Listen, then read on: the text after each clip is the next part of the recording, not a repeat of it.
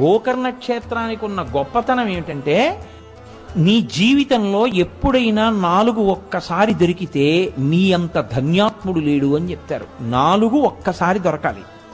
1, నువ్వు గోకర్ణం వెళ్ళాలి అసలు. 2, నీవు మారేడు దళములను చేత్తో పుచ్చుకోవాలి.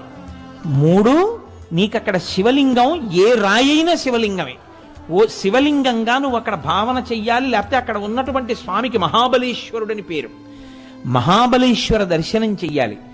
నీ అదృష్టమైతే అది కృష్ణ చతుర్దశి అయి ఉండాలి. అంటే మాస శివరాత్రి కానీ మహాశివరాత్రి కానీ అయి ఉండాలి. ఈ 4 కానీ ఎప్పుడైనా జీవితంలో దొరికితే వాడు ఈ మారేడు దళాన్ని గోకర్ణంలో ఒక రాయి మీద వేసినా వాడు మోక్షాన్ని పొందేస్తాడు.